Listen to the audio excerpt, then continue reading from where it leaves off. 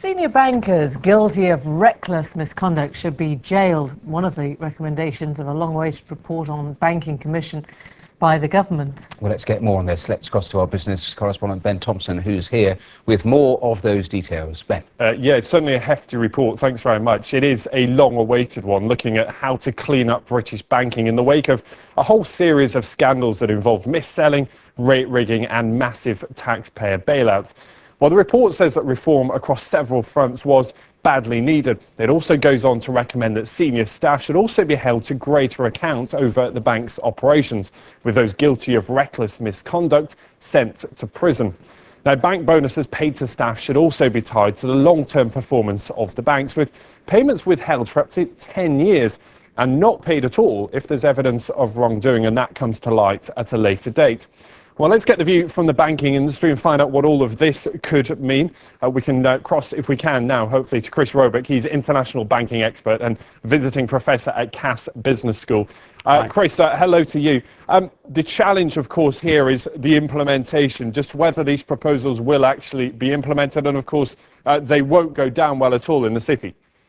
I don't think that's necessarily true. I think as far as the city is concerned, they want to change as much as possible and they want to create an atmosphere of absolute integrity. But I think one of the slightly unfortunate things about the report is that it sort of seems to give the impression that the 100,000, 200,000 people employed in finance in this country are all doing something wrong. That's absolutely not true. The vast majority of them have worked with utter integrity throughout their entire career, and our competitors in Zurich, New York, Hong Kong, and some of whom I've spoken to this morning, find that yet again, with the politicians beating up the British banking industry, it could send business to them. I mean, we have to remember that these British banks are not just operating in this country, they actually make more money outside this country than they do inside this country.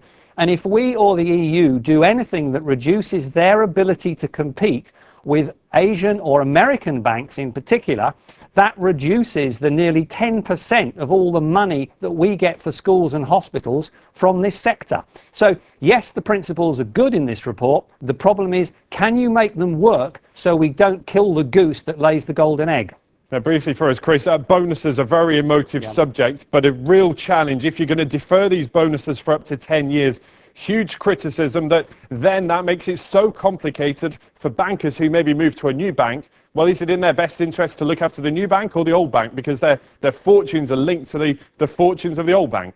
Yeah, and that's it. And also, does it make leadership behaviour good? And the problem is, putting bankers in jail because they misbehave. Let's be fair, there is a question about corporate leadership across the board. If we look at bad leadership, we've seen today what happens when you get bad leadership in the NHS. We've seen what happens when you get bad leadership in banking. We've seen what happens when leaders of energy companies don't do maintenance on plants and they blow up and kill people.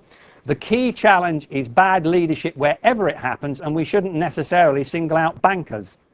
OK, Chris, good to talk to you. That's Chris Roebuck there from Cass Business School. That's all from me. More reaction on all of this, of course, later on. Back to you.